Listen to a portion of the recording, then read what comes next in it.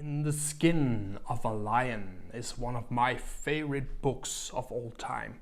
This is written by a Sri Lankan author called Michael Ondaatje, and he's in this book writing about how they are building a bridge over a river in Toronto, Canada. And one late evening a bus pulls up and some nuns get out, and they are talking, chatting to each other and not paying attention, and they walk in the evening in the fog out onto the bridge unbuilt, and a strong wind catches one of the nuns and pushes her forward and forward and forward, and she tumbles over the edge of the bridge and she falls down and falls down. And well, you'll have to buy the book. I'm not going to spoil it for you. This video is all about the In the Skin of a Snake, this solo mode for Sky Empire, and let's dive in and see if it's possible that anything good can come from just being inspired by the title of a book for a board game. Let's dive in. So, welcome at the table here. We are going to play the first 3 rounds of In the Skin of a Snake, this solo mode that I have designed for this game, Sky Empire, which is a pretty big 4X game with a lot of possibilities. And you'll notice here straight away that we have a very different board here from the normal version of Sky Empire. You can see why I'm calling it In the Skin of a Snake, because I see this a little bit like a snake going up here with eyes up here. But this map setup here is very different. As you will notice, we'll be going in a lane, each of us. I have the robot Doppler down here, and up here I have myself playing as Mutamanq. And there's a lot of things to deduct from the map state as it is right now. You'll notice that we'll have sentinels buildings on these spots here, on those volcanic islands here. So they are like guarding these intersections between me and the robot Doppler. And they are going to attack us. If they spawn sentinel airships, the airships are going to attack either me or the robot Doppler. So you'll notice that these 2 NPCs are also going to fight each other in this game, and that what makes it really interesting, because you'll have a true 4X feeling from playing this, because you'll have opponents that's actually fighting a lot against each other as well, and I'm fighting both of them as well. So this is going to be extremely difficult, and I'm just going to show you the first 3 rounds. I'll take my time and explain everything I'm doing, so it's gonna be a little bit slow. But of course you can play it faster when you know the game, but I'm just going to take my time with it and explain everything up front to you, because maybe many of you don't know the game particularly well yet. So I'm going to explain everything I do and why I do it. The first thing I want to address is, of course, I want to talk a little bit about this map here, because that's very important to analyze when you are going to play In the Skin of a Snake. What you'll notice is, of course, these intersections, that these are very important key points, because this is where the Doppler, the robot Doppler, may cross onto our lane, and also where we can cross into their lane. But they are guarded by sentinel buildings here that are quite hard to take down. So that's one thing to notice. Pay attention to these intersections. Then we'll pay attention to the sentinel airship spawns, and that's these icons here. And that's where, if or when the sentinel airship spawn, they will spawn by rolling a die, a d6, and they will spawn on these points here. So we have a sentinel spawn here, here, and we have 4 up here. So this is also very important to notice, that if sentinel spawns, they will most likely spawn on this end of the map, and they will move one of these ways towards me or the robot Doppler. So we'll have to pay attention to that, and also we might be quite unlucky and have a sentinel airship spawn here. So this is going to be very interesting. We will have some portals as well on this map, and it's these icons here. And portals are like adjacent tiles if you have the technology for it. The technology or the development is found from exploring the tropical island decks most of the time. You can also gain it from action cards and stuff like that. But the most reliable source for the ancient developments is through the tropical island exploration deck. But if we get that technology, you'll notice that we can jump between these two tiles, of course adjacent, so it doesn't matter that much, but we also have a portal here and one here. So let's say we are located here, but we have the portal technology, we can actually move all the way down to the robot Doppler lane here. By the way, I'm calling this guy over here the robot Doppler. I'm not completely sure about that name, but I refuse to call him Automa. So if you have any suggestions for a better, robot name for the Doppler, the programmed Doppler we have here, please let me know in the comments. Thank you. But let's move on. That was the portal, so we have to pay attention to those as well. Of course, also we'll pay attention to the monolith, because we are going to need a monolith in order to win the game, potentially, when we have all 4 crystals. But the robot Doppler is actually also tied to this mechanism, so he'll gain the crystals during the game, but he'll also have to finish on a monolith and control that by the end of his tactical turn. So this makes this setup also interesting, because you can see he has a monolith here adjacent to his home base. But we'll have quite a difficult time getting to one. Of course, this one is probably going to be hard to get to, because he's going to build out from here. And then we'll have one here in the middle of the map here that might be accessible to us late game. And we'll have one up here. So we'll have these 3 monoliths on this map setup here. So that's also something to take into consideration. We need to work towards controlling one of these 3 tiles here, and all of them are quite difficult to control for us in this game here. And we have more thing to notice. We have tile 0 up here, and that's where we have the free yellow crystal. If we get to that tile, we can gain the yellow crystal. But of course we have a very long way up here. So this is also quite difficult, and in the meantime some Sentinel airships might have spawned guarding that crystal there. So we are going to have quite a difficult time, I'm sorry to say, but this is a quite advanced game of Sky Empire. I would suggest you play the tutorial solo play, you might say, a few times, or maybe some multiplayer games, because this game is going to be extremely hard. Just to say it as it is.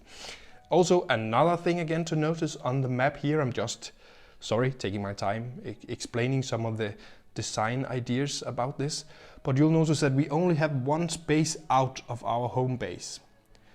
And that's a problem for us, because normally you'll have tiles around your home base, so you can spread out your airship early for early expanding and building mines and gas farms and building up turrets and such. But here we only have one move action, actually. So we can only move these 2 ships to this tile. So that's another problem for me. I'm not going to spend first round just moving 2 ships into this tile and locking them down. So I need to figure out another way to expand a lot more in the first game round. Because if I do that, I'm going to lose, right?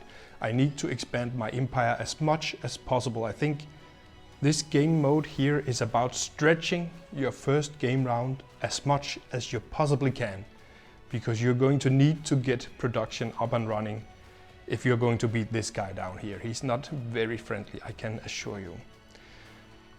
Another thing again to notice is the distribution of resources.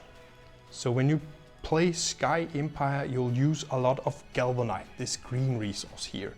You'll use a lot of those early game because they are used for your turrets, your ground turrets, they are used for the mines, and they are used for the gas farms. And if we cannot produce the galvanite ourselves, we'll have to spend 50 candles to build a mine or build a gas farm each time we do that. So we need to settle some sort of production on this tile quite fast. I think if we can do it game round 1, get a mine out here, that would be awesome. I'm actually not sure we are going to be able to do that, but we'll see how we'll handle that. We'll have 2 hit refluxium here, also used for buildings and airships, quite important as well. The magnorium is the yellow bar here, that's a mineral magnorium, and that's sort of like a mid-game resource, you can say, because we are using those for a lot of the destroyers, the middle-sized ships, and also a lot of the buildings that you build mid-game, like Aether Forges and bazaars and such. So that's also a problem for us because we only have access to one Magnorium over here. So either we are going to have to trade a lot for it, buy it a lot, or we are going to try to take some of the robot Dopplers. Slices down here, all the way down here, seems almost impossible for us. So we'll have to keep that in mind as well. We'll have a Rothium here and we'll have some Phlogistonite here, and I'm not that concerned about the Phlogistonite. The Phlogistonite is an endgame resource we are going to use for the very big ancient sky tower. If we are going to build that, then we'll use the Phlogistonite.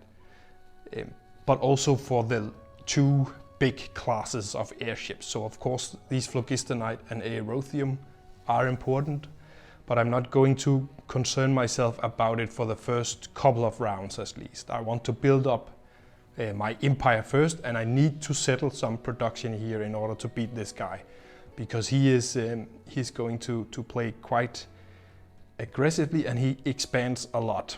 So in order to keep up with him, I need to pace myself well in this game. I want to introduce the guy I'm playing here. Take some time just to do that. I'm playing here Mutamanq, and he's the guy that is a little bit special because he is sort of hostile towards the Sentinels, but also has some friendly interactions with them, you might say. So this is going to be interesting, and I hope to leverage that in order to bring myself ahead of the robot Doppler over here, because otherwise I'm going to have a very hard time. So his Mutamanq, all Dopplers only have their bonuses here on their Doppler board here. They are not passive, then they're only activated by if I put the Doppler out on the map or I put him in the council. So they are not passive abilities, they need to be activated with one of your two Dopplers.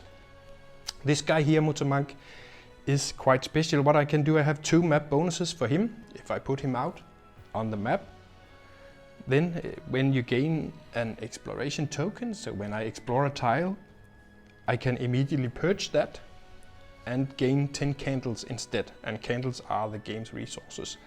So I think I'm going to use that a lot if I bring him out, at least on the map, because I think I will struggle with my economy.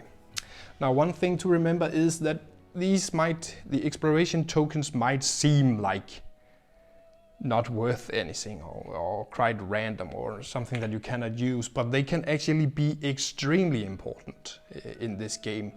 So don't just purge them if you don't have to, because you might end up with a blueprint for a ship that can, for example, re-roll its dice rolls by spending exploration tokens. So they might be extremely important later in the game, and also you might gain some action cards that allows you to sell them or use them for something else. So, or you might get other things going on for you where you can use the exploration tokens. So don't just throw them away, right? You need to save them because they can also be part of the economy of the game. But right in this game, I think if I'm going to do this, I might use his map bonuses a lot to purge them for 10 candles, because I really need some candles, I think, in order to make this work. So that was the first ability he has. He can purge those exploration tokens for 10 candles. Now the next ability here he has on the map is very special actually. And it says, after I commit my airship to a tile, if this tile contains a sentinel building and one or more of your airships, you may immediately pay 50 candles to take over that building. So this is interesting, and this is part of my first round strategy. I think I'm going to try to take this one here, move out here with my Doppler, and I'm going to take over this by paying 50 candles, and 50 candles is a lot. But the military building here is going to be mine then. And that's very interesting because I think that might help me a lot to guard myself against the robot Doppler. And also I could maybe manage to build a turret here or something more to make this tile very strong defensively. And if a sentinel airship spawns here, it will spawn on my buildings and I might actually be able to take it down. So that's his 2 map abilities. Then he'll have a council bonus, and that's very special as well.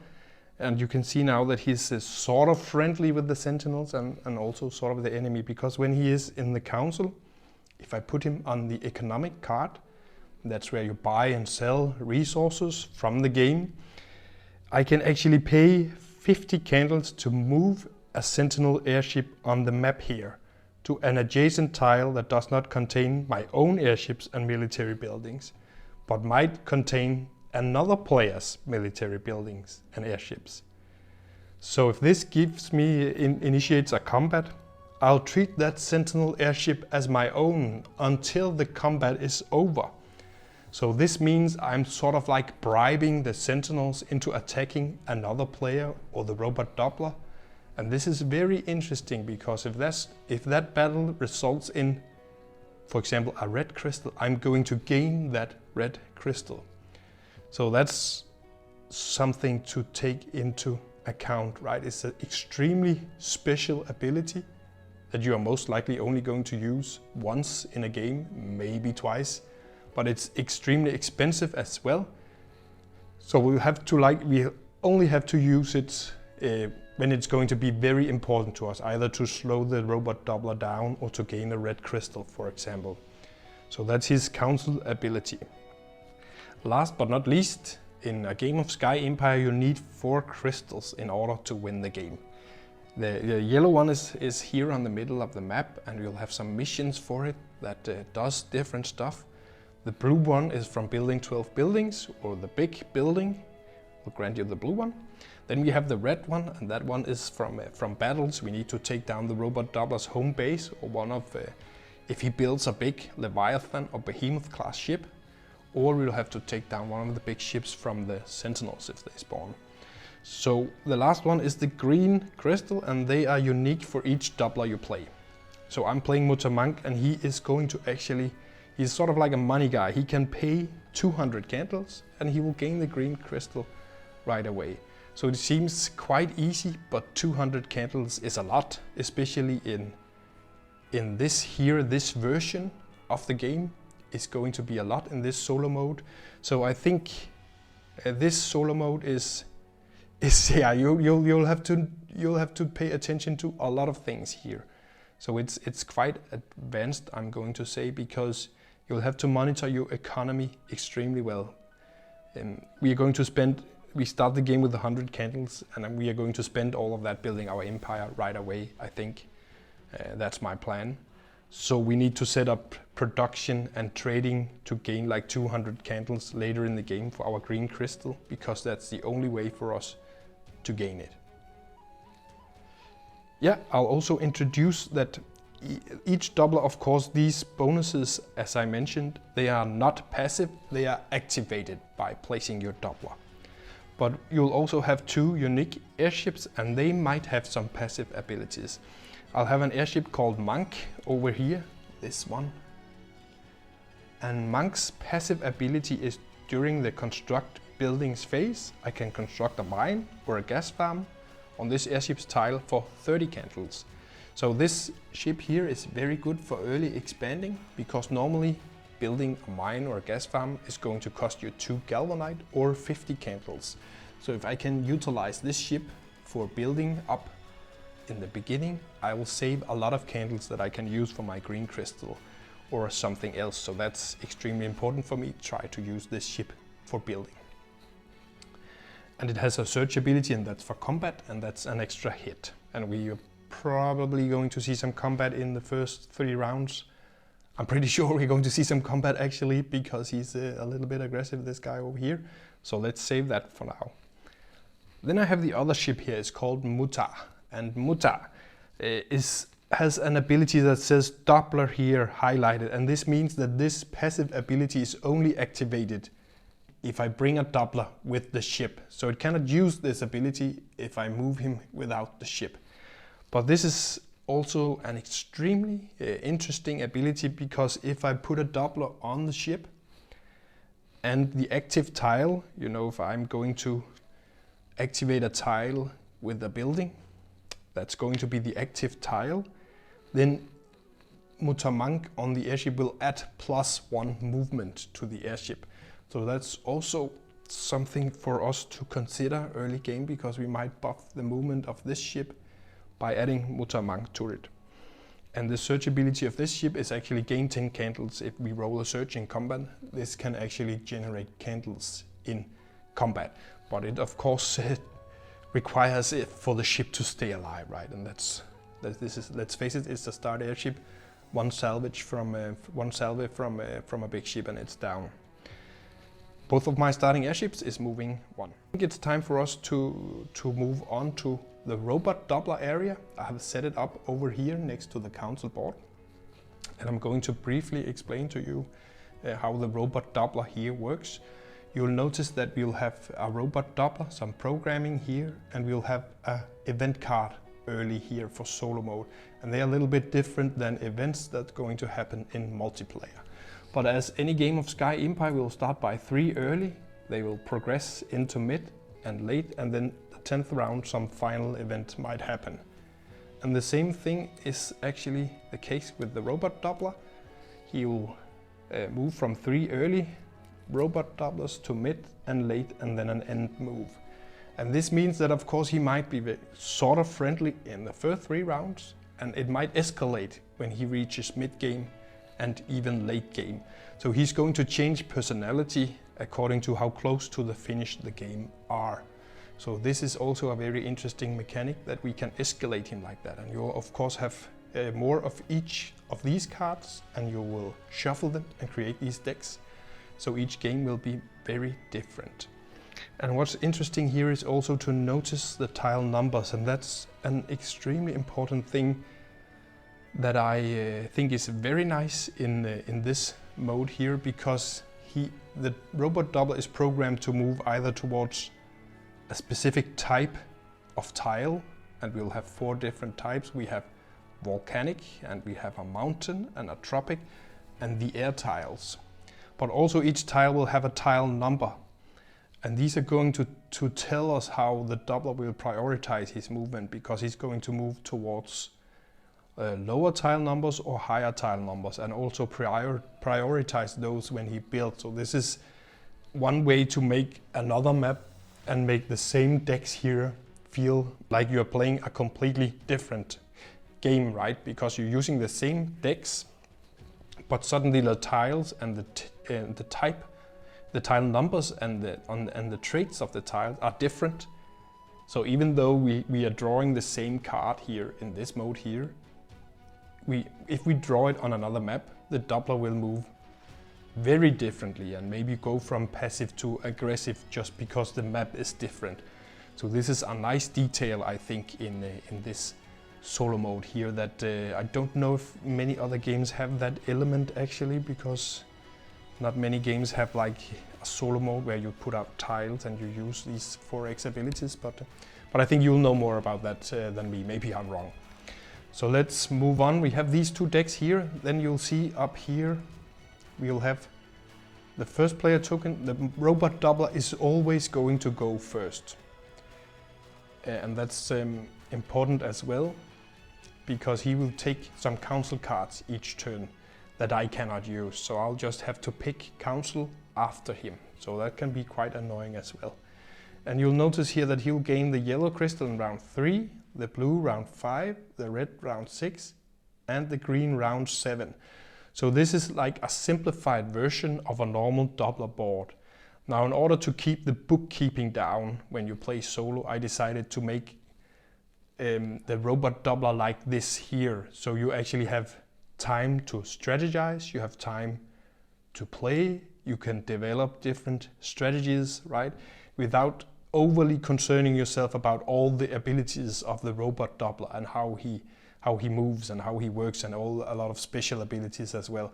So he's sort of like a simplified Doppler, but don't worry, this robot Doppler deck here will make it very real for you to play against him. So you don't need anything else than that, I can assure you.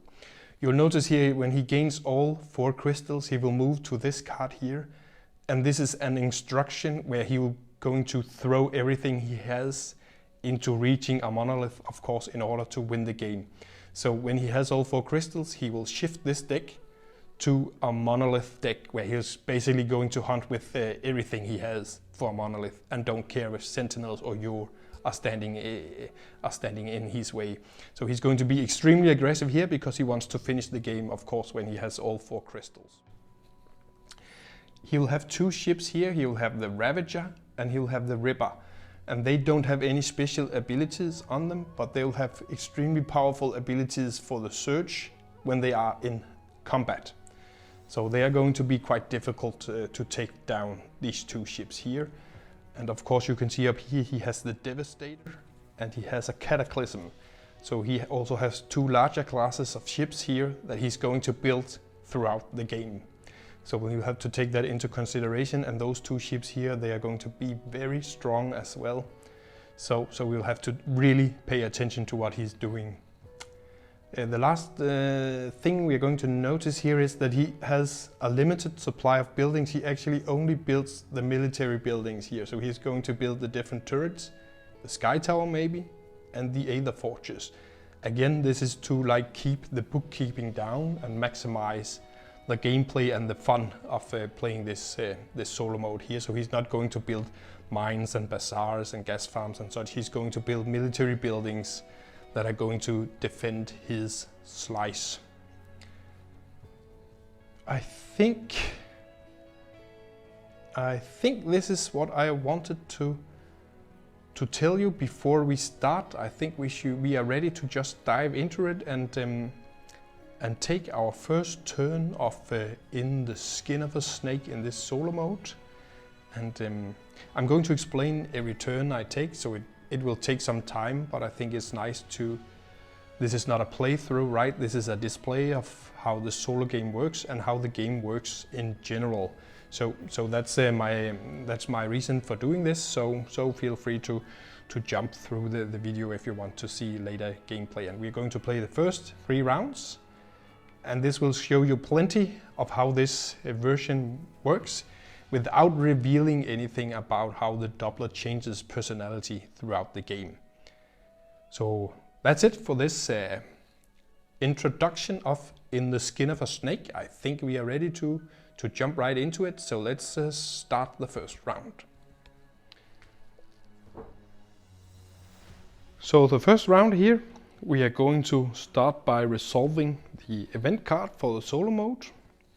And I'm just going to take it here and show you here. We have quiet and calm weather today here on Dophius. Nothing happens.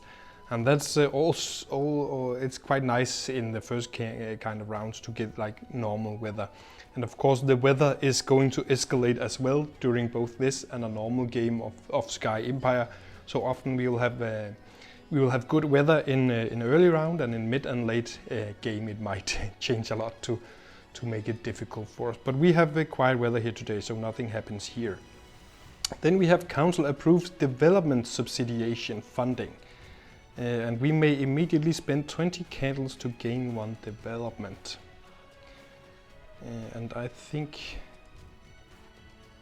I'm going to do that actually. My considerations are here because I really need the candles for my early development of my empire. But a development is very nice, especially right at this time before a game round, because I might use it for the duration of this game round. And this is first round, so I can use this development actually for the rest of the game. So I'm thinking about, I think I will actually buy a development.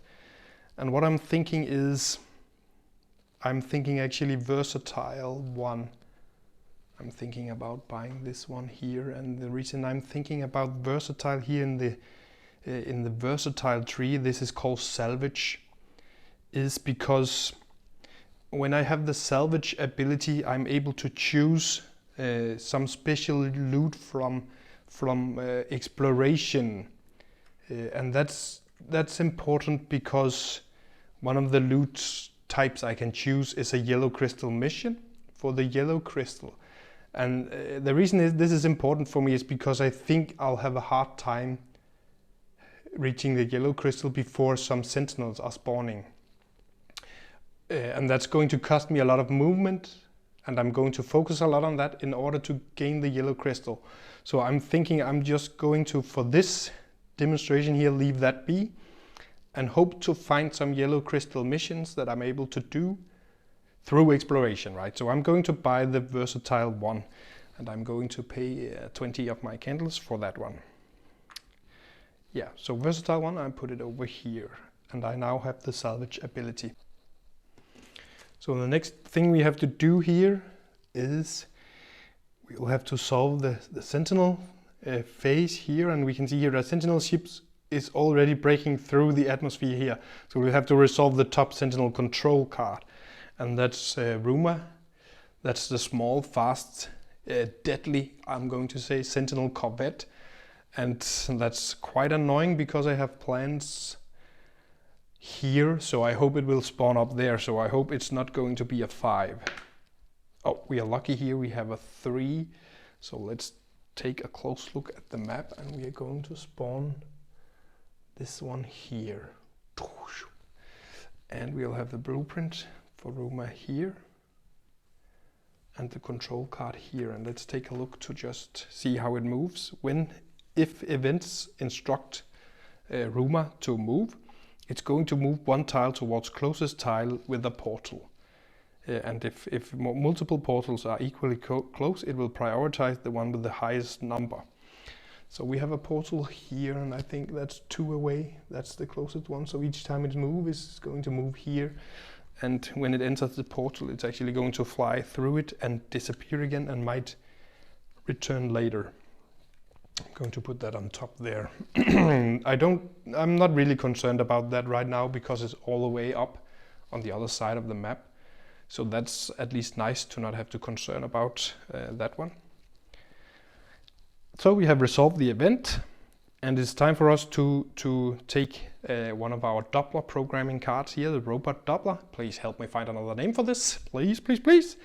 And he's always the first player, so he's going to go first. So let's see what he's going to do. First off, you will notice here that he has a council here. So this indicates where he's going to put his 2 Dopplers. So he's going on governance and development. So I'm going to take his 2 Dopplers, and I'm going to put him on governance and development. And that's extremely annoying actually, because governance is where you get the extra tokens for actions. So he's blocking me out of those. I'll have to buy them for a lot of candles if I need them. And development is of course where you gain the development. You can take the secondary action, but it's going to cost me a lot. So that's annoying, but he's blocking those 2 spaces now. Now he's going to take all his actions before it gets my turn, so I can relax and play the game after he has done what he's going to do. So you'll notice after council he has some move programming here. So we'll have 2 ship classes here. We'll have a starting airship, and we'll have a destroyer. Right now he only has the starting airship. So let's have a look at that. The starting airship, the green arrow means non-aggressive move. So he's going to move his starting airships, non-aggressive, towards the tile with the lowest tile number. So let's take a look at the map here. He's standing on the home tile, and there's actually only 1 tile in range of his 2 home ships, in range of his 2 starting airships here. So he's going to move here. So he's going to move these 2 here. He's going to remove the exploration token and bring that into his supply. And that's actually basically his movement for this turn. He's moving non-aggressively towards lowest tile number. Then he'll have some build actions here. And you'll notice here that, again, lowest tile number, he's going to build 2 turrets or an Aether Forge if he doesn't have turrets. Right now he has turrets, of course, because he hasn't built any one yet. So he's going to build 2 turrets, and we are going to put them on the lowest tile number here, which is 21, because this is the only tile he controls right now. So that's actually the first game round for the Doppler. And it's over to me to play now.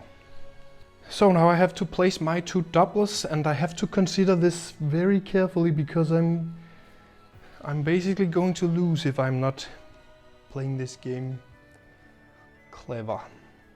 And what I think I'm going to do, I have an idea to bring one of them on the map, because I have great plans for this.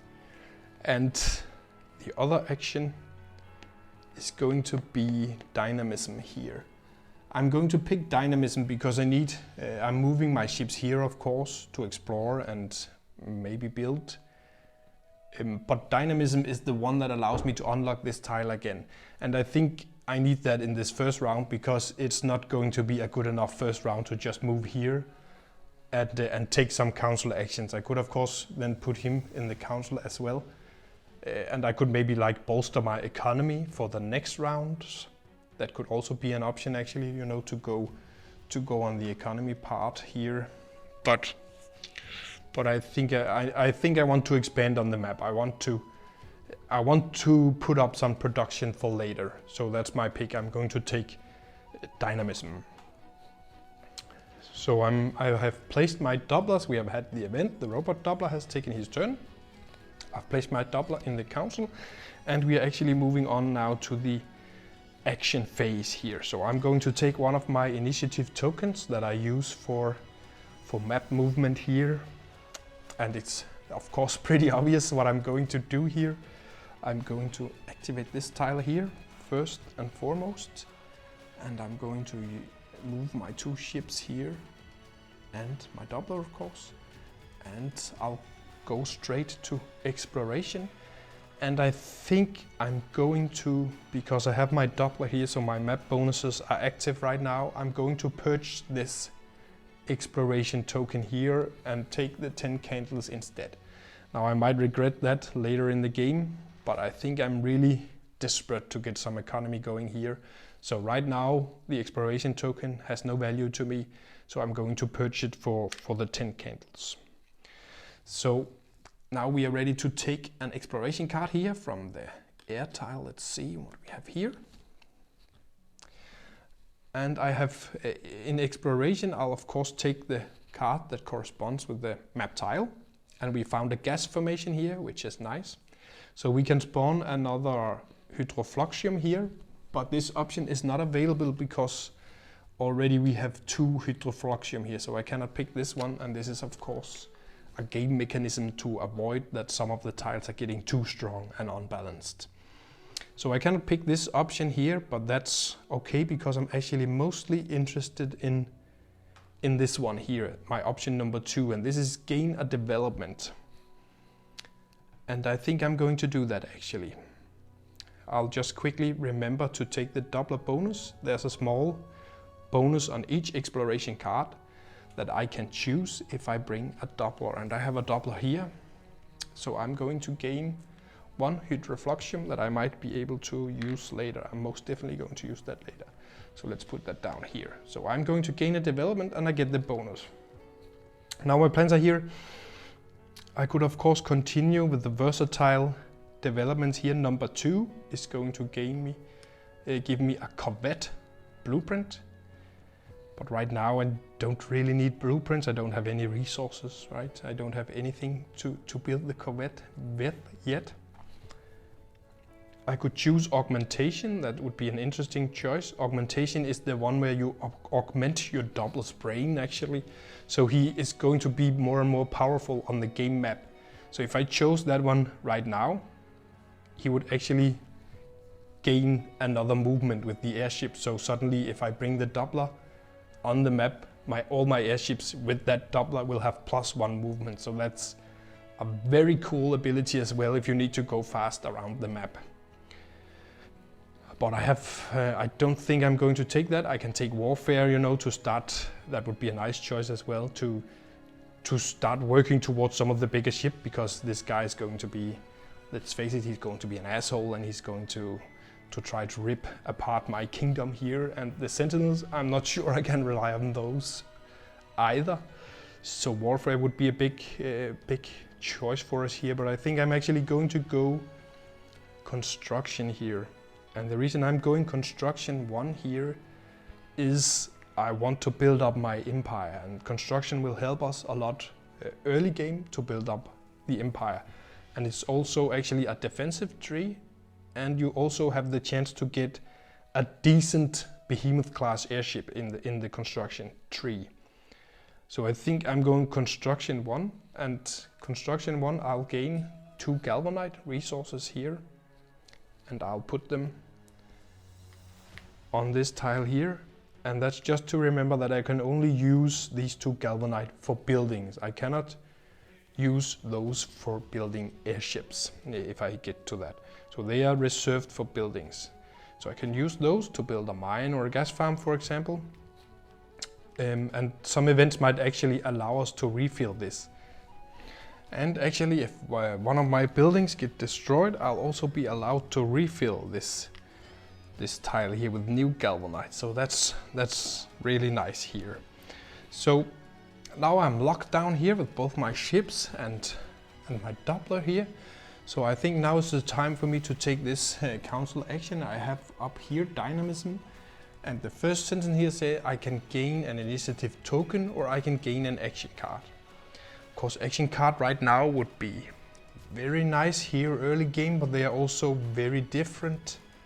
So I think right now the initiative token is worth more to me. So I'm going to take an initiative token and bring it to my Doppler board here. Now the next thing is to produce or remove an initiative token from the map. So of course I'm not going to choose produce. I don't have anything here right to produce. So I'm going to remove my token here in order to unlock these 3 here. I'm going to take that token and put it in my supply. So I'm ready for another action here, and I think I'm going to go here, because I can use the Muta here, this ship here. It has the Doppler ability, and I can bring a Doppler, and it will add 1 to movement of this airship. So I can actually go down here with these 2 here. And normally starting airships against a sentinel building, that's certain death, I can assure you, in almost every case. But we'll remember that I have the Doppler ability to actually pay the 50 candles in order to take over that building. And I'm definitely going to do that, because this will help me defend this choke point here against the robot. And it will also give me a very strong military building that I can use later. Also, if some sentinel airships are going to spawn, I might actually be able to take some of them down here if they spawn on this building. So I'm going to bribe the sentinels for 50 candles here in order to take over this building as my own. And that's a very cool building here. And that one is mine now. So I'll take the sentinel card. Normally, my loot would have been 75 candles if I killed it. That would have been nice. But I actually think this is nicer. So now this building here is mine. And I'll take the blueprint here to my supply, and I'll just take a shield dice and a structure dice here. So this is very nice. I got to use the ship ability, airship ability here for the extra movement with the Doppler, and I used my Doppler for the building there, the building taking over that building. So that's very nice, and I think instead of gaining the exploration token, I'm going to use the other map bonuses from Mutamanq here, and I'm going to purge this one for 10 candles here. So that's nice. I'm up at 50 candles again now. That's nice. So I purchased the token for the 10 candles. Of course, I still need to explore the tiles, and I'm going to explore them by taking a volcano exploration card here, and I got an energy surge. And that's quite nice, because I can choose to gain 2 initiative tokens or 2 exploration tokens. And right now I don't need the exploration tokens for anything, but I love the initiative tokens. So I'm going to take 2 initiative tokens here. And actually what you'll notice is that in many of the volcanic islands, the exploration cards from there, some of them are energy surges, and that's very nice, because if you bring a Doppler there is a greater chance to unlock the tile. So this is also another layer of strategy here, that I know that I might just unlock the tile, and luckily I got this with the Doppler here. Return the initiative token you placed into your supply. So that's really good here. I like that a lot actually, because this unlocks these ships here again for me, and then I can move on here, and I could actually build a mine. I could use my 50 candles or the 2 galvanite I have here. I think I'm going to save the candles, and I'm going to use my 2 galvanite here in order to place a mine on this tile here. And that's very nice, because this mine here will produce the phlogistonite, and they are worth 100 if you buy them, but 50 if you sell them, and that's going to help me a lot towards my green crystal. So that's something very nice, I think, here for me, that I can start producing some high value resources. Maybe I'm not going to use them for building airships, but I can sell them for the candles, and I really need the candles for the green crystal. So I'm going to take my next turn here, and I think what I'm doing is I'm going to move Monk here onto this tile here, this tropical island, and I'm going to explore it. Of course, I cannot purge this one for 10 candles because Mutter is over here, so he's not with the ship. So this exploration tokens I have to save for something later, but that's okay. That's okay. Let's start by exploring the tropical island here. Oh, and we have an ancient wreckage here, so I can actually gain the Cloud Emperor. That's the one we have here. I can actually gain that one, or I can gain a galvanite. Now I'm definitely going to gain the Cloud Emperor here, this blueprint. It's a very big behemoth-sized ship. I'm so happy we unlocked that stretch goal so I could gain it. Thank you, guys. But this blueprint here for the Cloud Emperor, it's a very good behemoth-sized ship, but it's quite expensive to build. But I'm definitely going to pick that for now. I'm definitely going to bring that to my supply. I'll put it over here in order to maybe build that later. So that's pretty cool. That's pretty cool.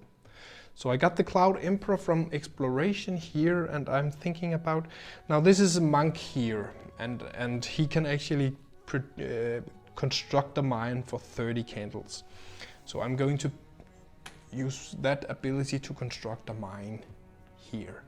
Now another fun thing here about the game is, if you construct a building during the construction phase, you cannot produce with it yet. But if you do it through exploration, sometimes you'll find an old mine that you can put into use from exploration. That mine will actually produce on the same activation or gas farm. So that's another cool thing about this game, I think, is that if you gain some buildings through your exploration steps, you find them, right? You spend maybe some resources to put them back together. You will actually use them, produce from them, or build airships from them, depending on what building it is, in the same action phase, because you gain it through the exploration step, and the activation of buildings comes after exploration. So that's a very nice dimension to this game that might help you a lot during your empire building. But of course, right now this one was just built through the construction of a building phase, so I cannot produce anything with it right now. So I think I'm done on this tile here, and I'm ready for yet another turn, and that's cool. I have these guys unlocked over here. I could of course start by moving down here, and I have a double magnorium tile here. But I have a strong feeling that these 2 quite strong airships is going to plow through that, through my airship if I do that and take over anything I build there actually. So that would be suicide right now, I think. So I'll remember again, I have my Doppler here. So this this airship has actually 2 movement, which is very nice, because this means that we can activate up here and we can jump up here, and that's pretty cool. It's going quite well actually. right now here. So I'm going to explore this tile here. And again, now I have my Doppler, so I'm going to purge this one because I want as many candles as I can for my economy, and I'm going to take a tenner. So I'm back at 30 candles here, and I'm ready to explore this air tile here. So let's have a look. Now we found a lost outpost here, so we can choose to gain an action card or pay 50 to construct a sky turret. A sky turret would be nice, but I don't have 50 candles anymore. So that's not an option for me, so I'll have to gain an action card. And you can see again we have a Doppler bonus here, and that's actually another action card. So I'm going to pick 2 action cards here, right? And that's quite interesting actually, because we have a very good warfare action card here. And that's before combat with your airships. I can add a search ability here, and that's of course pretty strong right now. I'm just going to put that aside because this action card here is actually much more interesting. This action card here allows me to play it as an action, so of course I cannot use it right now, it have to be my entire action. But then I can purge any number of unconstructed blueprints from your play area for 40 candles each. So this is quite interesting because suddenly this blueprint here with the Cloud Emperor is worth 40 candles to me if I'm not going to build it. But of course I'll need to be careful about the timing of this, because I actually might be able to gain more blueprints that I'm not going to use. So this is like a little bit of a dilemma, because I would of course like 40 candles right up if I know I'm not going to build this. But this means that I cannot purge any further blueprints that I gain. So, and of course I really don't want to purge any blueprint of a ship that I really wanted to build later. So this is the dilemma, is one of the dilemma action cards in the game, but I'm definitely going to hold on to that. And of course this action card was something, if this was multiplayer, I could try to buy blueprints from the other guys that they are not going to use for less than 40, or I could try to sell this action card to them for them to purge some of their blueprints. So this action card here has the potential of making a lot of candles in a multiplayer game also. Right now I'm of course not going to be able to trade it to the robot, but I'm definitely holding on to that one because that might be very interesting for me later if I have 2 blueprints, for example, and I know I'm not going to build those airships. Then I have 80 candles worth of that in this action card here, which will help me a lot for my blue crystal. So that's pretty important. Very good blueprint. So that was exploration here, and we are actually not done yet because we are flying the Monk here. And no, sorry, this is the Mutter. I'm making a mistake. Monk is here. This is the Mutter. So we cannot construct anything anymore because I only have 30 candles left here. I would really like a gas farm on that tile actually, because we have the Aerodothium and Hydrofluxium, and that's actually better production than the mine here, which is producing the phlogistonite, of course. So maybe I should have done that the other way around and actually not build this mine, but the cool thing here is maybe that's okay, because this tile is unlocked now, so I can spend one of my tokens here to actually right away produce the phlogistonite here. And of course my ships and everything else here is used, but this is a token, and normally I value the token at around 10-15 candles. That's what you're mostly going to pay for them, or their value, their in-game value. I would say that's around 10 to 15 candles, because depending on how you get them.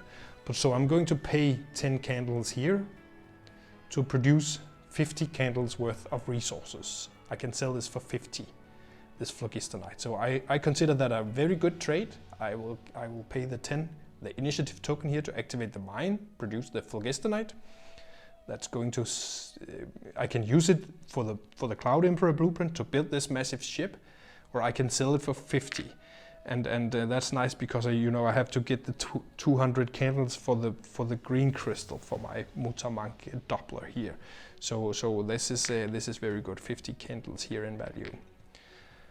So I think I'm done. I have 2 initiative tokens left, but it doesn't make sense for me to activate anymore. I don't have anything useful I could do. I could play the action card actually now to purge the Cloud Emperor for 40 candles. And that would actually give me a lot for the next round. Because then I would have more candles to build up my empire. Actually, now I'm starting to talk myself into that to develop my early game empire here. I have 30 candles. Yes, interesting choice. I think I'm going to, I can always wait with doing that to the next round. And the reason I'm going to wait is because I want to see what the robot doubler does and what the event does. And then I can place my doublers, see what cards are available in the council, and then I can always early next round, I can purge them. So I can purge it for the 40 candles. So I think I'm going to wait until next game round. I'm going to try to be smart here, right? So I'm going to wait, and I think this is the first game round here. I managed to squeeze everything out of it. I think I have not. It's almost impossible for me, I think, to have done anything else here. Maybe there is a small concern that I should maybe have placed the gas farm here instead of the mine there. This mine I'm happy about for the galvanite. But I'm not sure if I would have, I'm not 100% sure if I would like to, if I could, I would have changed that. But of course this allowed me for a production straight away of phlogistonite with a token this game round 1, which is very strong. So I'm thinking that's the only thing I would have wanted to maybe consider a little bit more carefully. Otherwise I'm quite happy with my first round. I think I managed to squeeze a lot out of it here with the stuff that I could do. So I'm going to quickly give you an overview here. I'm still, of course, no crystals here. The yellow crystal I'm okay with right now. I think I will have an opportunity to gain this one later in the game. And also, you know, I picked the salvage, so I might find a mission through the salvage. So I'm quite happy about the state of the blue crystal for me. The yellow. And the blue crystal here I'm also quite content with, because that one is, as you remember, 12 buildings, and I have 1, 2, 3, 4 buildings right now. So that's actually 1/3 of the way here in round 1, which is quite strong. I think I'm happy about that. The red crystal here concerns me a lot, actually, because this is the crystal of power, right? You have to bring down a home base, or you have to bring down one of the sentinels or the robot doubler's large class airship. Or I can drill it with a Leviathan, but I'm not thinking that's going to be an option for me here. So I'm pretty concerned about the red crystal, actually, because I chose to go this way with my development, and that's helps me a lot on the yellow and blue front here, but it doesn't help me quite as well on the red crystal front. So I have to consider that in the next game round if I can step up the red crystal game a little bit. And that's also what makes me maybe not want to purge the Cloud Emperor, because he can help me gain the red crystal here. So the red crystal I'm pretty concerned about. The green crystal, I think I'm doing quite well as well on the green one. That's the 200 candles, because I have set up production here on this phlogistonite mine. And maybe I can next round set up some gas farms there, which will yield me a lot of candles when I sell those resources. So I think I'm pretty good set up on 3 of the crystals here from the first round. But the red one concerns me a lot, actually. So we will have to see about that. So I think I'm just going to take something to drink here. And I'm also going to reset the council board. And I think we are ready here. I'm going to clean up this as well. I can just do that fast. Cleanup is actually removing these here and putting them in my supply. And I'll remove the doublers as well when I reset the council board. I'm just going to do that and grab something to drink. And I think we are ready to have a look at what the next round will bring us. So small break. So we are back here for round number 2, game round number 2, and we are going to, I'm just going to remove the 20 candles. We're going to have a look at the event here for round 2. So let's have a look here. Oh, we have favorable winds today, which allow us to gain 1 initiative token, and that's very good because I was down to 2, right? But then we have something quite annoying here. Maybe exchange the leftmost and rightmost council cards. So this will affect how the bonuses are laid out here. So economic was going to grant us a lot of bonuses, but it's going all the way to the bottom now. But of course this brings governance up for the initiative tokens, which might be good, but we'll have to see what the robot is going to pick. Sentinels, we are also lucky here. Sentinels are not active at the moment, so we don't have any sentinel spawns to worry about or movement. So let's move on to the robot Doppler here, and he's keeping up with being really annoying here. He's going to go on governance and ambition, and of course these are the 2 top picks here he's going to take. I have rearranged the council board a little, but this is just for my amateurish camera setup, so really don't mind that actually. But what you should know is he's going to take governance again, which is where I'm going to get my initiative tokens mainly, so that's very annoying. Ambition is the one for the first player token, which he's always going to have, and action cards. I'm not that concerned about that pick, that's okay for me. But the governance pick is quite annoying, I think. So again, we'll have some movement here. He don't have the destroyer yet, so he's going to move his starting airship towards the lowest tile number. So we will analyze out here, and the lowest tile number right now in range of him is tile 17. So he's moving further out here, and he's going to bring this exploration token to his supply. And let's have a look here again. Now you will notice this icon here means build or rebuild. So he's going to build his destroyer on the lowest tile number. And as you can see now, the only place he can build it is on his home tile. But if there are no Aether Forges on a low tile number, he's always going to build it anyway. So he's going to build that one on his home tile here. So he's building a destroyer now that he can use in the next round.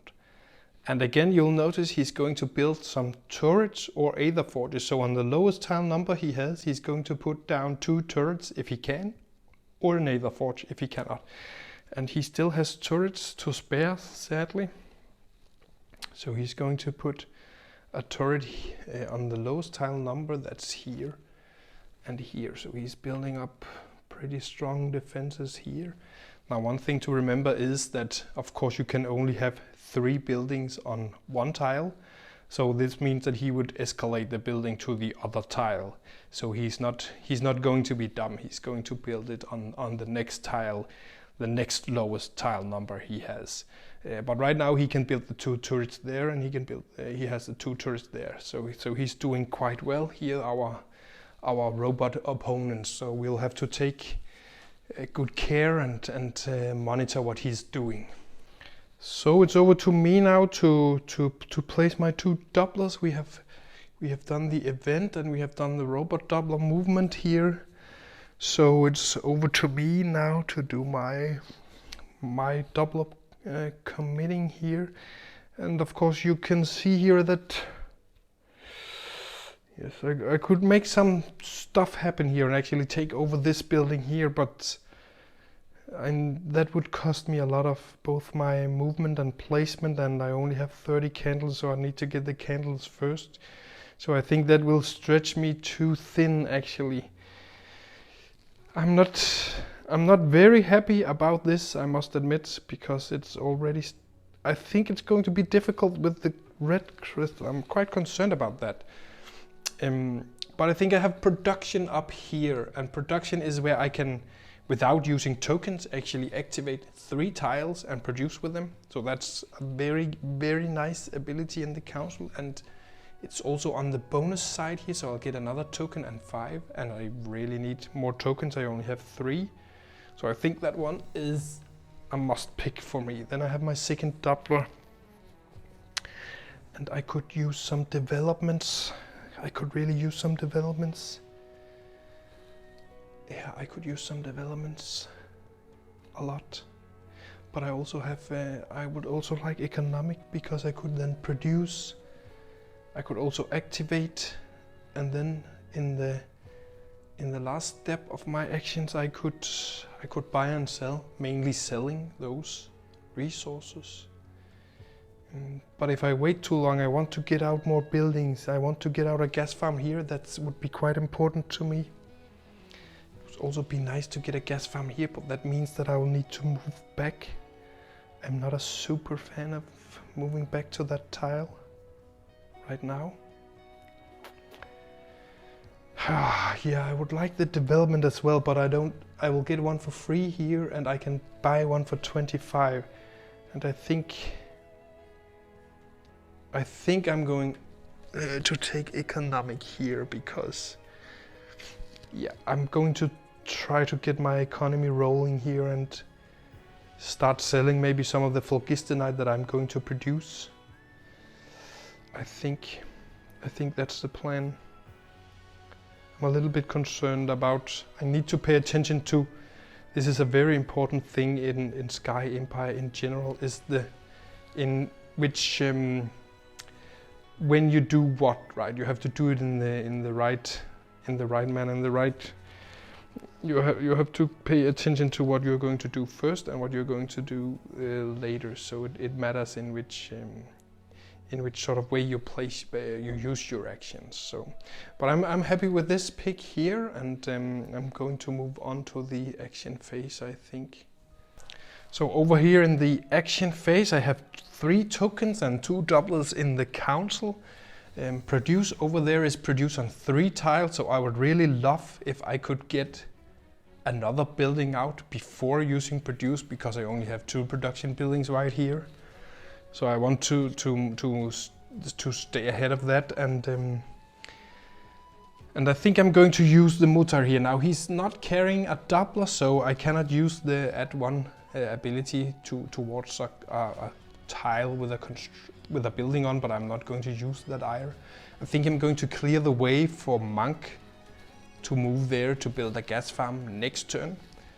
So in order to not lock this airship down here, I'm going to move him out of the way first, and I'm going to explore here. Now I would have loved to purchase this for 10 candles, but of course I don't have my Doppler there. They have been placed in the council, so I need to gain this token here.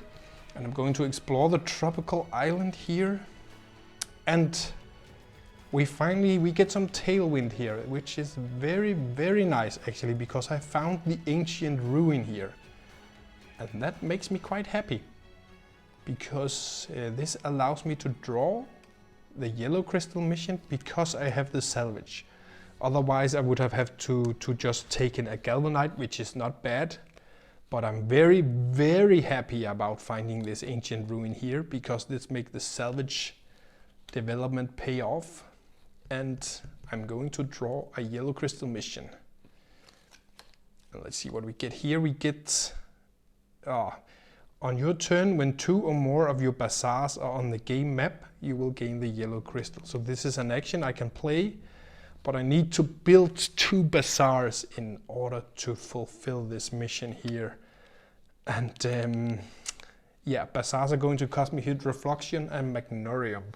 2 magnorium and 3 hydrofluxium. So they are expensive, and I need to build both of them.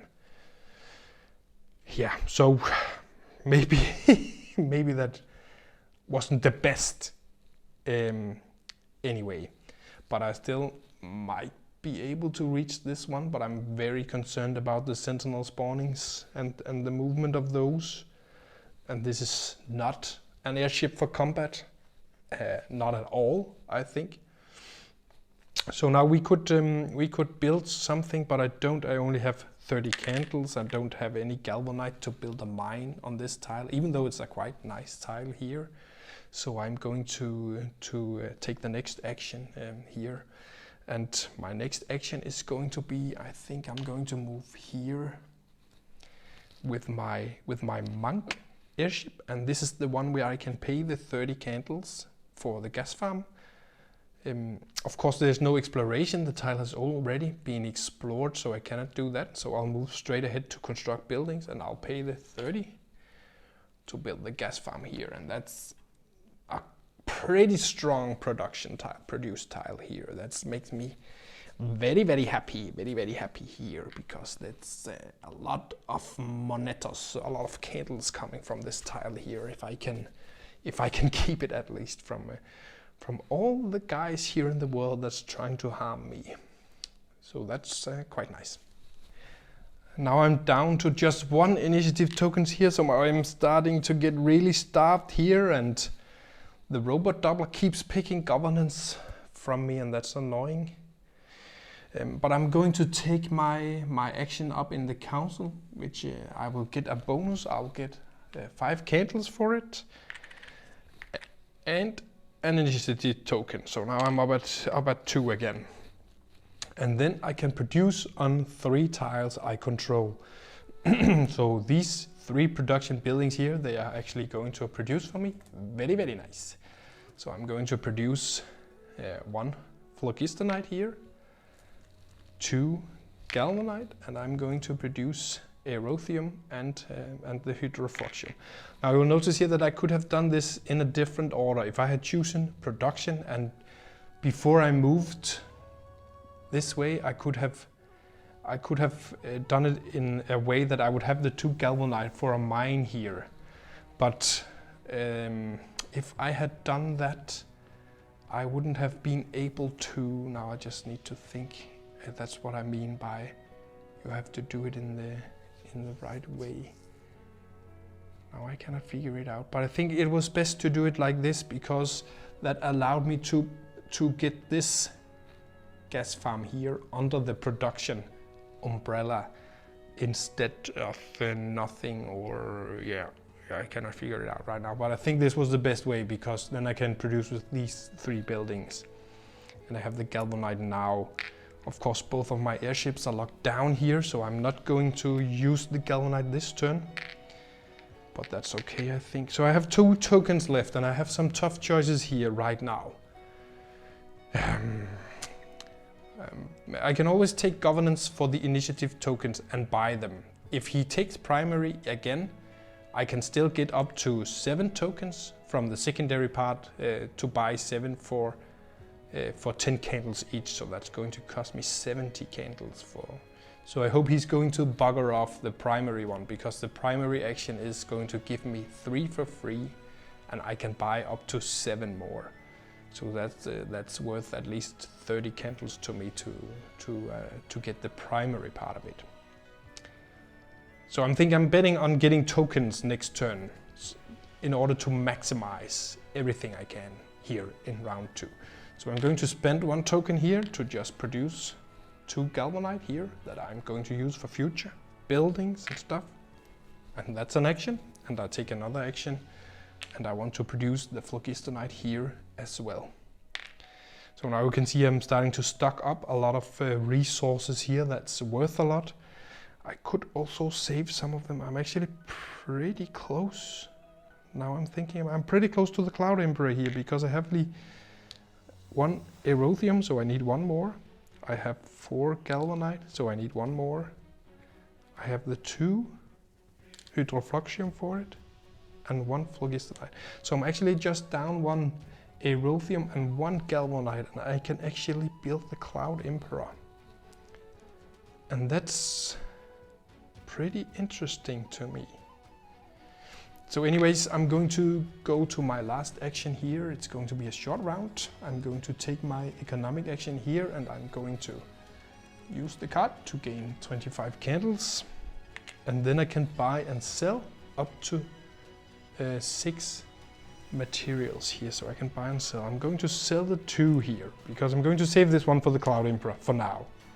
For now at least. So I'm going to sell these 2. Phlogistonite here, and that's actually going to give me 100 of the big ones, 100 candles here. So we are ready to light my fire here with candles. And then I have the possibility, of course, if I want to buy some resources. And why should I buy resources? Because I really need magnorium. And magnorium again is the one I use for my... They're used for all the military buildings and also for the bazaars for the yellow crystal mission. But then I would have to spend... I'll have to spend 50 to buy a magnorium. So they are quite expensive. If I buy 2, I can build a turret next turn, but then I would... Yeah, I think I'm going to part with the 50 candles, even though it's very difficult for me. I'm going to part with them because I need to set up some turrets or even an Aether Forge in order to guard myself. And then I will worry about the 200 candles for the green crystal later. I think this is the smartest choice, even though it's pretty hard to just blow off all that money, all that candles right away. So I'm going to buy the 2 magnorium. I sold the 2 phlogistonite for 50, and I'm going to buy 2 magnorium instead for the 100 candles I just gained. And I think that's it. I'm totally out of initiative tokens now. Here was a fast round 2 here, and I would have liked to get more out of it, but I think the production economic, that's often a very cool combination when you have some strong production buildings, because then you set up for a strong production and you go on and immediately sell it afterwards in the council on the economic card. And I have some very strong production buildings here, so that's okay. I think I have moved towards some of my goals here at least, and I'm up to now 1, 2, 3, 4, 5 buildings. So still working towards the blue one here. I got the mission for the yellow one, which is actually also nice, but it was a pretty hard one to get. The red crystal, maybe I also moved towards that one a little bit because I'm starting to gather materials for Cloud Emperor, which might actually be the ship that I'm going to use to gain the red one. And the green one, I didn't actually move closer to that because I sold, I bought these with the candles, but still I have some pretty strong production here economic wise, so I'm not that concerned about the green one. I think I actually improved my ability here to win the game, but of course I'm getting concerned because we can see that the robot here actually has a destroyer now, and he's moving out. He's standing here now, so I'm quite concerned about if he's going to move here further on, if he's going to stay, or if he's actually going to attack that slice, because I think he might actually be able to take down my building, and that would be extremely devastating for me. I would have to change my tactic completely, because I cannot have him standing here and only having the 2 starting airships, so I'll need to rush the Cloud Emperor out and try to kill these ships with it. And that's going to be difficult, but that's a concern for the next round, I think. So that's round 2. I'm going to grab a drink again, and we are going to round 3, which is going to be the final early round I'm going to show you, and let's see what's going to happen. Back here for round 3, the final round I'm going to show you before it gets really serious. We're going to the mid after that. But let's start by drawing the event. I have of course cleaned the board and just rearranged the council cards. And we have again quiet and calm weather, which is very nice, nothing happens. But at the end of the cleanup phase, each mine is activated to produce minerals. So we have some support here from the council, and that's very good. Because I have 2 quite good mines, and maybe I'll manage to get another one out. Oh, and then we have... but we'll take a look at that in the end, in the cleanup phase. And then we have actually a sentinel moving here. So it says the move to sentinels, and if there are no sentinels on the map, airships, you will spawn the next one. But I think luckily enough, we are not going to spawn the next one because that one is even more nasty. We are going to move the rumor airship here, and it's going to move 1, it says. According to the control card here. So this one was the one that's going to move, here it's going to move towards the closest portal. And we have only the portal here, that's the closest one. So this airship is now going to move here. And we are quite lucky that it's going to hunt down the robot Doppler lane here. So that's at least some luck there. So we're going to take the last robot Doppler here, and we can see he will start by putting his Doppler on economic and development here. So he's going there, and he's again hogging some of the best cards here. But at least he's not taking governance, so I'll have a chance to get some tokens, and I think I really need that. But we have other troubles here now. Now you will notice that airships are going to move, and the red arrow here indicates that this is an aggressive move towards the player. Now this arrow here would have a small sentinel token in here, a small sentinel symbol if it was an aggressive move towards the sentinel. But we are not that lucky, so this airship, the starting airships, let's start by moving them aggressively towards the lowest tile number. And right now they can only reach one tile aggressively, and the one tile they can reach aggressively is this tile. So the two starting airships, they are going to attack my building here. What a joy. And then the destroyer as well is going to move aggressively also towards the lowest tile number. And of course it moves 2, so it cannot join. Also the robot Doppler doesn't have another Aether Forge yet, so he cannot have 3 airships on one tile. But it will move aggressively anyway. So the aggressively move towards the lowest tile number is of course to bring it as close as possible to combat. So it's going to move 1 and 2 here. So that's the Devastator is parked outside here for extra help for this robot. And you can already see what kind of personality that guy has. So he moves aggressively, he moved the 2 starting airships into my slice, and he moves his destroyer as close to me as well. So before we are actually resolving the build phase down here, we will have to resolve the combat first.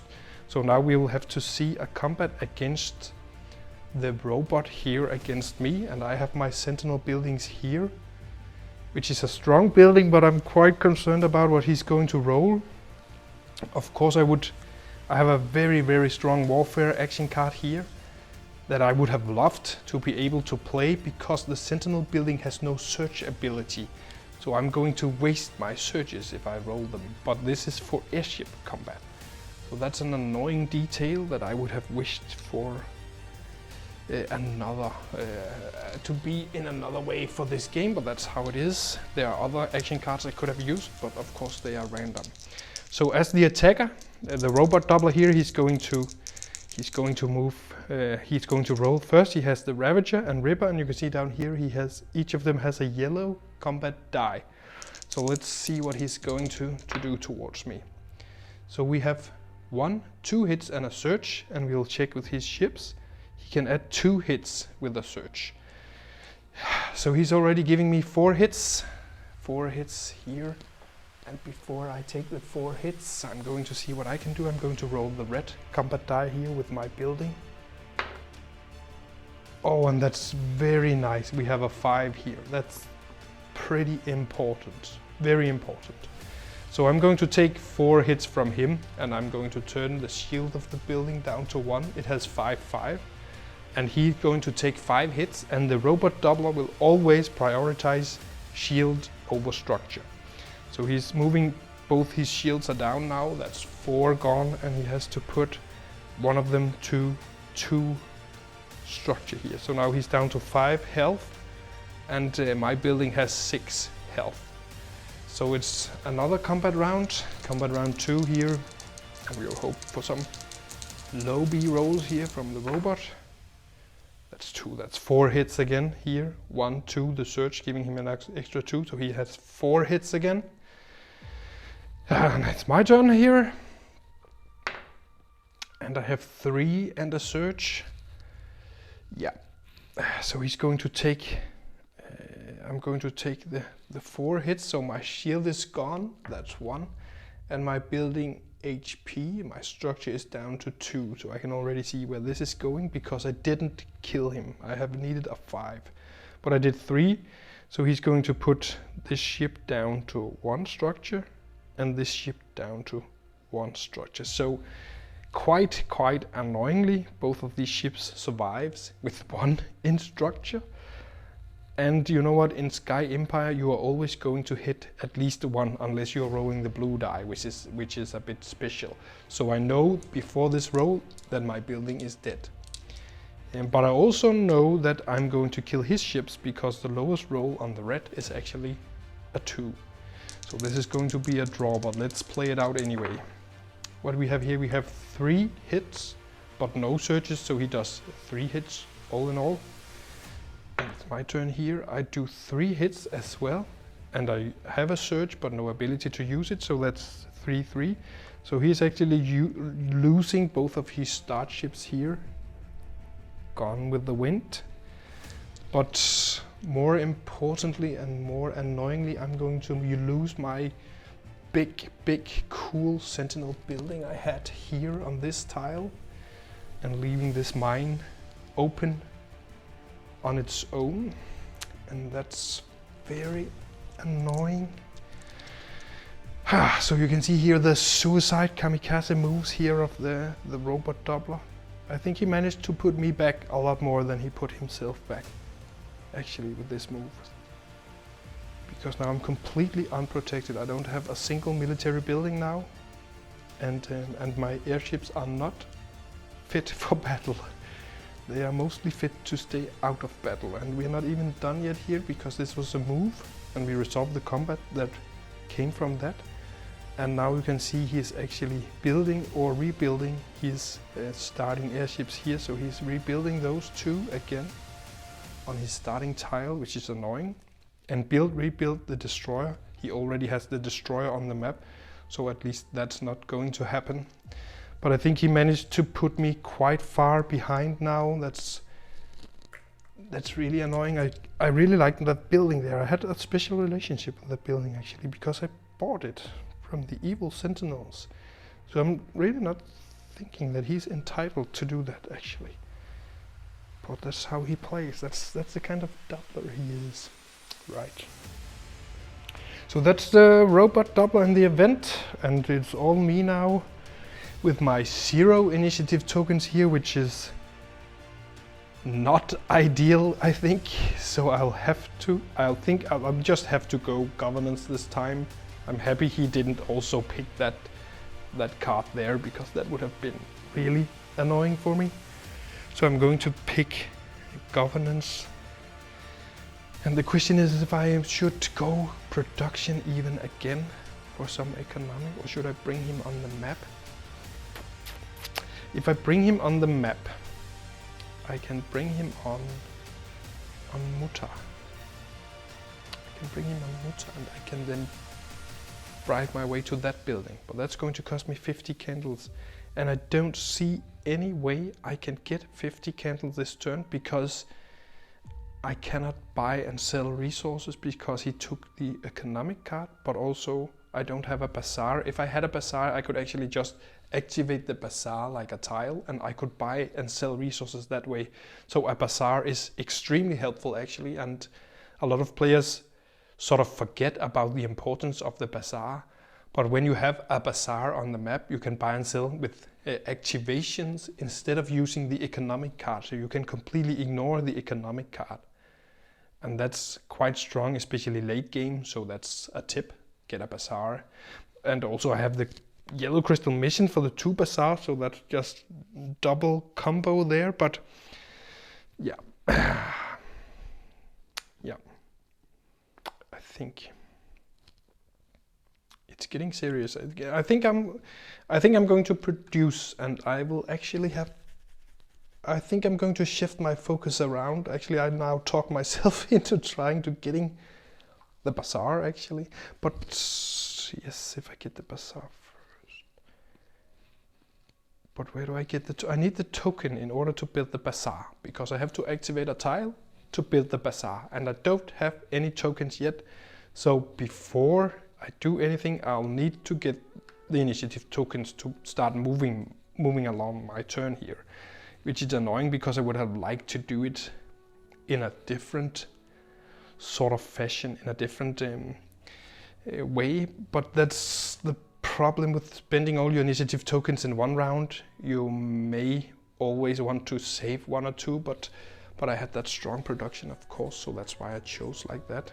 But of course I can keep talking here, but I also have another problem, and that is this is round 3, right? Start of round 3. So you'll notice that the robot Doppler is gaining his first crystal here. He's gaining a yellow crystal. Yeah. We'll move on to the action phase. I think I need to come up with something clever in order to turn this game around. So here in the action phase, I think what I want to do is I'm going to take governance, of course, early here in the game round. That's a no-brainer because I need the tokens. So from governance, I will gain 3 for free, and I can buy up to 7 more for 10 candles each. I'm going all in, or am I? Or am I actually?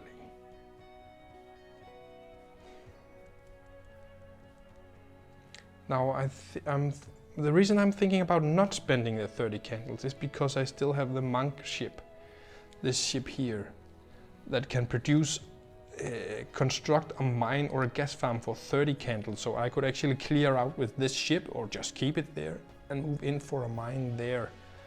But the question is, do I really need more mines right now? I could use the mine for the blue crystal, of course, for a number of buildings.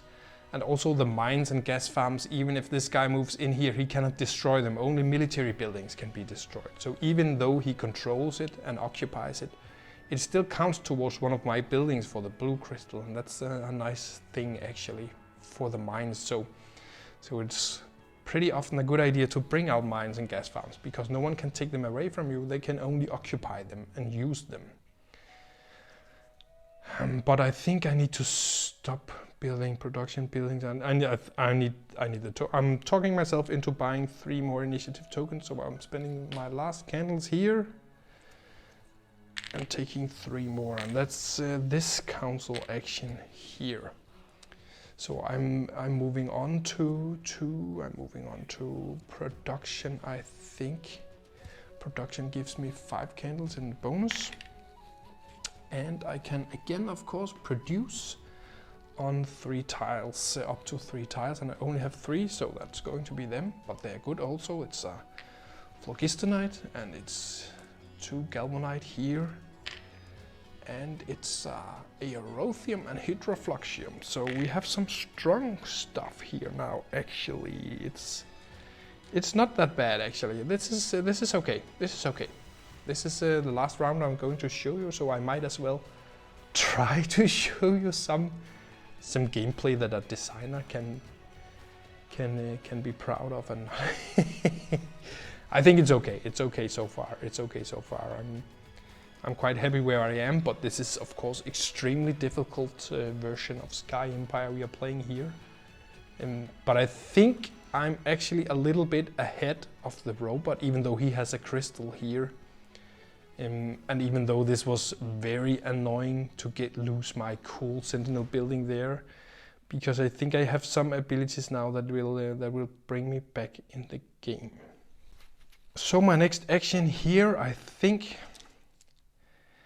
I have actually enough now for the Cloud Emperor here. It hurts me a little bit to use this 1 galvanite here actually. That hurts me a little bit. And the reason for this is that 2 galvanite and 2 magnorium will buy me a turret, which would be nice. But I'm going to activate my home base here, and I'm going to pay 2 aerothium, 2 hydrofluxium. I'm going to pay 5 galvanite and 1 phlogistonite in order to bring out Mr. Emperor here, because that's my ambition. So I'm building my behemoth here. And I'm ready to take my revenge on that robot. And I'll flip the build prices here, and I'll flip it over. And I really like the compensation for... I really like this instead of the building, the Sentinel building. It's a good thing anyway to have something extra on the map here. And this Cloud Emperor is not that bad. My problem with him is he only moves one. So that takes me a lot of time to move him around the map. And a lot of the behemoth has 2 movement, but Cloud Emperor only has 1 movement. So you can see it will take me a lot of time to move him, but maybe I can, there are several ways I can, you know, improve my movement. Of course, if I had the augmentation development and put a Doppler on it, I could move 2 with it. But I'm locked down for versatile and construction right now. But I can of course also move extra with him with the dynamism combination to unlock, but that's expensive as well. But I can also hope for some movement action cards from the deck. And I can also hope for some extra movements from the events. So there are plenty of ways to improve the movement of the Cloud Emperor, but of course it's a little bit of a limitation to have a big ship that only moves 1. Because it will take you a lot of positioning to bring him into the battles, but let's see what's going to happen. So now on to my next turn here. I think I'm actually considering if I should... Yeah, I have 5 tokens left here, so I have quite a lot of activations. But I'm getting a little bit concerned about this open passage here anyway. I think I'm going to move... Yes, this is annoying. I'm going to move Monk back here, and the reason for this is I want to defend this corridor.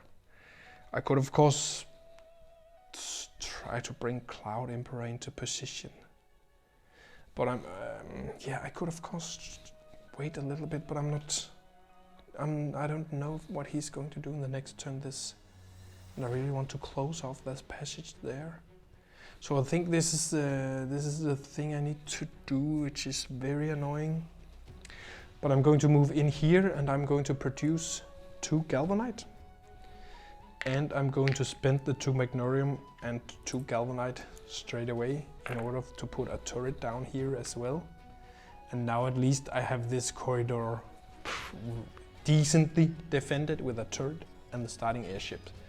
So I think that would be enough to actually take down the destroyer. I think if it gets to that.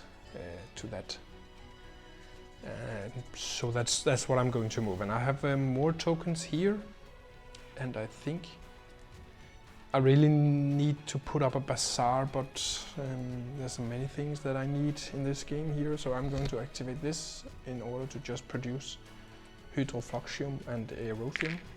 So I am starting to stockpile some valuable resources again in order to buy and sell stuff.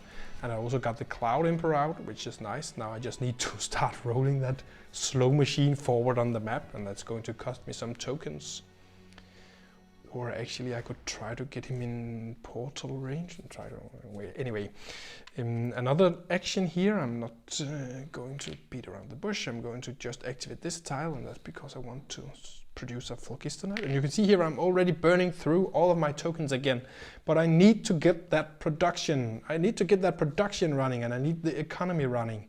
So I'm going to burn through all of my tokens again for the next round, and then I will need to jump on that governance council card again if Mr. Robot doesn't block it off me. But at least I have a lot of resources, so next round could be governance economic, and I could sell all these and stockpile on tokens again. And maybe I could even get in range of my green crystal with that, with the 200 candles, but I still want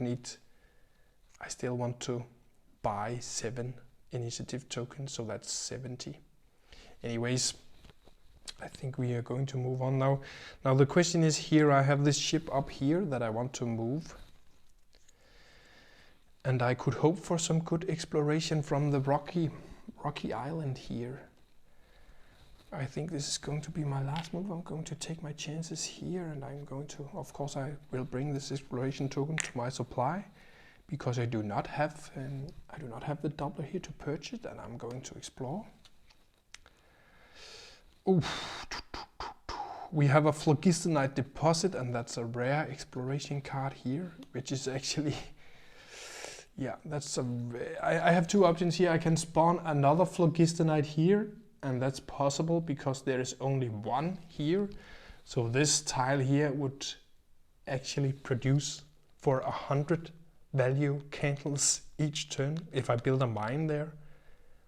So that's extremely valuable tile, but it's also pretty far out and pretty much undefended.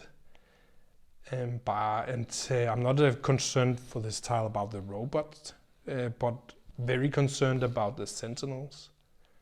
If I can hold it down, that tile. But if I could, it's a powerhouse of construction tile, of production tile right there for the last mine. If I don't pick the deposit here, if I don't pick this one, I can gain a development, which would also be very nice, because I could actually take the construction 2 to gain 2 magnorium for more buildings.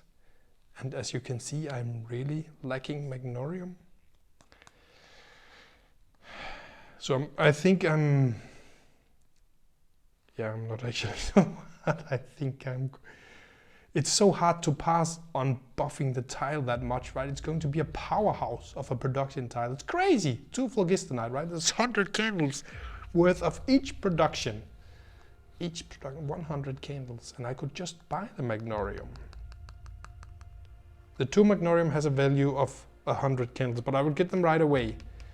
And could use them next round. For example, next round I will be able to build one of the bazaars if I set it up correctly. Or I could actually manage maybe to build an Aether Forge. And Aether Forges are important. For example, let's say I managed to build an Aether Forge here. Of course, it's a very strong defensive building, rolling a red die and has a lot of shield and structure. But also if you are in combat, with an Aether Forge. That Aether Forge actually one time during combat can repair the airship in combat with a surge.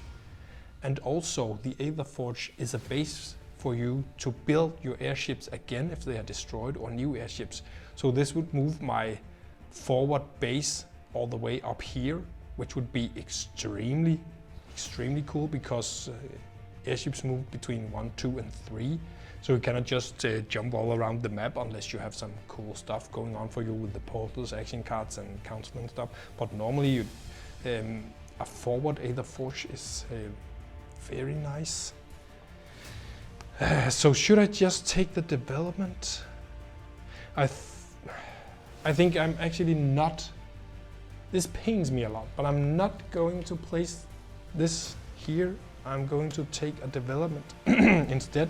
And I'm going for construction 2 for the 2 magnorium, because I need to defend myself better instead of establishing a mine far away from home that I don't know how long I can hold if Sentinel spawns and starts moving. So that's a very sad choice, but it's the best choice. I think it's the reasonable choice for me to do that. It's a reasonable choice. I get the 2 magnorium. Yeah, this is what I'm going to do. And now I could of course build on this, but I don't have the galvanite for a mine, and I don't have any combinations that I can build any buildings. So I think that was that action, and I have one more token here, but that's all things are locked down here. But I'm okay right now with the state. I'm going to pass, of course, and that's it for this video. And next we would move on to the mid and see that events will start to escalate now, and also the robot Doppler might start to become even more unpredictable about his movement here. But I think it's an okay state, right? I got the behemoth out here. I have the Cloud Emperor. I have some very good, 3 good production buildings. I'm a little bit sad about losing my Sentinel building here. That would have warmed my heart a lot to keep that one. I have good production. I have some good resources here. Next round I could I could prioritize different stuff. Of course, I only have 1 token left, so I would need to go governance again, I think, which is very annoying, but I'm burning through my tokens like they were candles right now. So I'm thinking next round I would pick governance again. And I would probably, I have more options now to build. I have the Aetherforge options, which is very, very nice for me to get a forward base and a strong military defensive building. But I could also go the Bazaar route, because the Bazaar would allow me to not have to pick economic all the time in the council. So I could aim for a Bazaar on this tile here, for example, next turn when this is unlocked. I could activate here to produce the final red and build the Bazaar from the resources I have here, and suddenly this tile there will allow me for the trade, buy and sell. So that would be nice. So the Bazaar is another way to move forward for me, because I could consolidate my economy a lot with the Bazaar, and I could free up my Doppler so he doesn't have to pick economic every second round.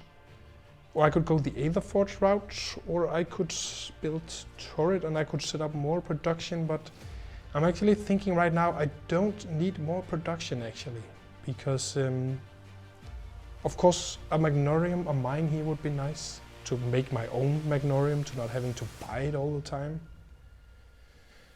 And I'm not sure if that was a mistake, if I should have buffed that tile for a mine there, but I'm thinking I need to move on now. I cannot wait for me to place a mine there. Maybe it will get difficult for me next round to get a mine there as well. I would have to activate here for Galvanite and then activate there for building the mine, and then it would produce the next round again. So it's a lot of setup. Now I got 2 Magnoriums straight ahead from the development, which I prefer for this round at least here. So this was a quick, maybe not so quick, but an overview of how the In the Skin of a Snake solo mode plays out. As you can see, I hope, there is a lot of strategic depth in this. There's a lot of options for you to choose from. Of course, the Doppler will move differently depending on what Doppler cards you're going to draw here. Of course, the events might also throw in different stuff. The Sentinels will start spawning from now on, maybe even faster, and they're going to move and attack both you and the robot. Of course, the robot also has a Leviathan called Cataclysm that it's going to build, and we all know what he's going to use that for. So this was the first 3 rounds. You can see he is gathering crystals from round 5, 6 and 7. So we still have a little bit of time here, even though we don't have a crystal. I think I would manage actually I could get the green crystal next round, because I have 150 worth of value here. And I will just have to produce on one of these tiles, and I would have 200 that I could allocate for the green crystal, and maybe some also for initiative tokens. But but the green crystal I'm pretty set up for right now. The red crystal, I got the Cloud Emperor out, and I just need to move him forward. Also, if I could get an Aetherforge out, and that would help me a lot to maybe get a defensive crystal, right? Someone attacking me and I kill it, then I would get a defensive crystal.